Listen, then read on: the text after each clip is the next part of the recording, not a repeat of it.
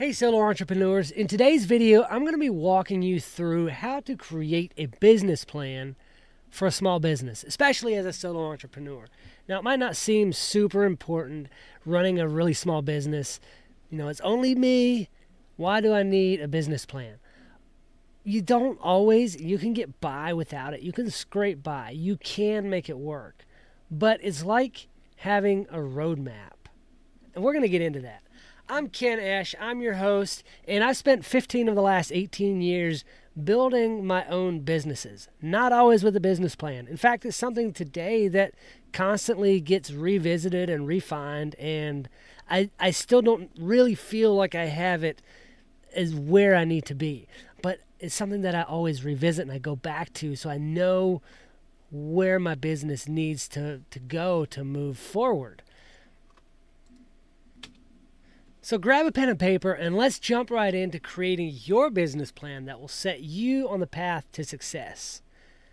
Now, I can't underscore enough how important having a well-crafted business plan is. Like I mentioned earlier, it's like a roadmap. When you're going on vacation, you have your roadmap.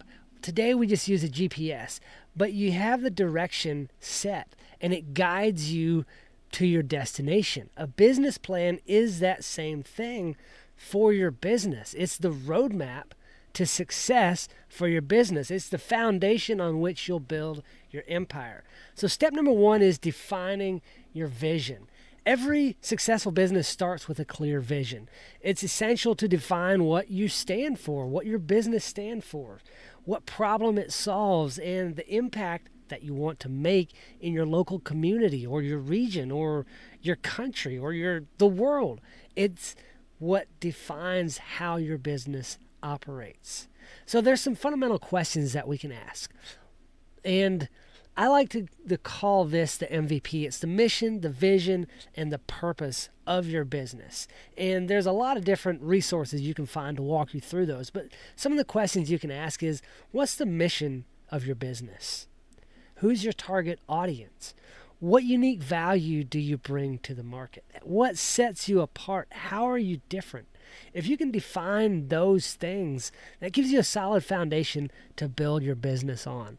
So now that we have a clear vision, we're going to dive into market research. And this is pretty crucial for understanding your target market, for identifying who your competitors are, and uncovering opportunities for growth. So you want to start by researching industry trends, customer behavior, market size. You want to identify, once you've identified who you want to serve, you need to look into their needs, their preferences, and their pain points so you can craft your message. When you understand the market that you serve, inside and out, you can position yourself strategically and create that compelling value proposition. One thing on this aspect, on the marketing aspect, if you're in a region that doesn't have much competition, you don't have to dial in your marketing message quite as well, because if you're the only player in the game, then everybody is going to come to you for the service that you offer. But if there's a lot of players in the game, then you really need to have that dialed in so that your target audience finds you because you have what they're looking for. Going on to setting your goals. Once you understand your market, it's time to set goals. I like to set what we call SMART goals. Those are specific, measurable, achievable, relevant, and time-bound. So for each aspect of your business, you want to set clear and specific goals. Break them down into measurable milestones with realistic timelines. Things that I need to do this by this time, and this is how it's going to benefit my business. That means it's specific. You can measure when you've done it. Like when you set a specific goal, I need to create my mission statement by Friday. And it's going to help my business by helping me understand who I speak to and helping my customers understand that I am speaking to them. That's specific, measurable, achievable, it's relevant to the business, and it's time-bound. So that's the 4 elements of SMART goals.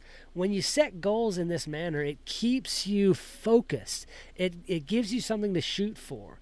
There's this thing called, I think, Parkinson's Law, where a task expands to the time allotted to it. So if you give yourself 6 hours to do a thing, you'll take 6 hours to do that thing. If you give yourself 30 minutes to do that thing, you'll get it done in 30 minutes. So make sure you have that time element in it. Now let's talk about your business model. And the business model is basically the framework that outlines how you will generate revenue and how you create value for customers. Business models can look different from business to business, even inside the same industry. One might run on a subscription basis. One might run on, a one-on-one service. Or there's so many different business models out there. We're not even going to get into that. But you want to consider in your business model your revenue streams, your pricing strategies, and how you're going to fulfill the product or service that you offer. You want to map out your cost structure and analyze your business's scalability. If you're capped at a certain point by using this business model, you probably want to really consider whether that's actually the way you want to go. A well-designed business model ensures the sustainability and profitability of your business for the long haul. And that's what we're in this for, because our clients need us to be around so that they can utilize our services and our product. Then you want to look at your marketing plan. And this kind of goes back to your mission statement, the MVP that we talked about earlier. A marketing plan is crucial to your business plan because that determines or defines how you're going to reach your target audience. It helps you to create brand awareness, and it drives the customer acquisition. You want to identify your most effective marketing channels. So if you do Facebook advertising and you advertise on Google and you do live events and different things like that, you want to track where your customer leads are coming in from so that you know what to put more effort into. There's another law, the 80-20 law or 80-20 rule, that states that 80% of our results come from 20% of our efforts. So if you can identify that 20% that's bringing in the biggest results, and then pour more time and effort into that 20% and cut off the other 80% of activities that are not driving the results that you want. Part of your marketing also goes back to the target audience research that we did earlier. You want to really tailor your messaging so it resonates with your target audience, with the people that you want to serve. And you want to create a compelling brand story that sets you apart. A really good book for that, or you can download the audiobook as well, is the Story Brand by Donald Miller. He's got several books on marketing and messaging. Highly recommend those. Definitely you want to go get those. Another aspect of your business plan is the team and operations. And this is going to apply more to some businesses than to others. For instance, if you're a small pressure washing service who doesn't rely heavily on advertising, but more on word of mouth, you're probably not going to have a big team. But if you are a contractor who hires lots of subcontractors, or maybe you want to go bigger business and have employees to fulfill all the different roles of building a house, you need to identify how each team member fits in, the areas that they'll fill. You want to have the team structure, the key roles and their responsibilities. And you got to try to find people whose personalities and strengths fit those roles and how they complement each other's strengths. You want to also outline your operational processes, your production, logistics, and your customer service to make sure that your operations are smooth and efficient so that you have a nice, smooth transition from a customer being introduced to your business all the way through to where they actually send you the money and you can deposit the final check into your bank account.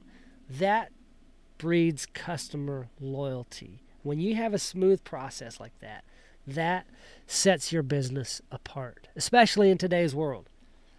Next is the financial projections. And this is something that I struggle with. This is one of my biggest struggles in both my business and my personal life, is the financial side of things. I'm working hard at it, but no business plan is complete without some projections there. This, especially if you're trying to bring in investors, maybe you're not just the small, super small business, but you're trying to create something that needs some outside investors. In that case, you will have to have financial projections. But this just gives you something, even as a small solo entrepreneur business, this gives you something to build on, to be like, hey, look, here's kind of what's worked for other people. Here's what I'm expecting the outcome to be. I'm expecting to grow this much. Traditionally, the month of June and August are a little bit slow for this industry because people are just coming out of and just going into the school year, and that affects my clients, my target market. And so that affects my bottom line because my customers aren't coming in the door quite as much. You want to have those financial projections so that you can create a realistic budget and figure your cash flow projections. This sets a clear path to profitability and helps you to kind of see a light at the end of the tunnel, because starting a business can be discouraging when you look at the finances sometimes. It seems like often if we don't take care of the financial side of it, there is too much a month left at the end of the money, and that's not a fun place to find yourself in. Next, you want to look at evaluating the risk and mitigation strategies for your business. There are risks with starting your own business, and you want to address those in your business plan just to prove to yourself and anyone else who comes in and is like, hey, I really like what you're doing. Can you show me how to do that? Or maybe they want to invest in your business to help you grow it. They can see that you've thought about those things. You've been thinking ahead. You've been projecting into the future. Like, this is what could happen. Here's what I'm going to do if and when that happens to mitigate that and to help my business stay afloat, to help my business remain successful. So once you've got those 8 things in place, you've got a very solid business plan. A quick recap. You've got your vision. You've got your market research and analysis. You've got your goals set for the year, projecting out ahead what you're going to be doing, how you're building the business. You've got your business model. You've got your marketing plan. You've got your team and operations set in place if you're going that route. You've got your financial projections, probably the most important part there.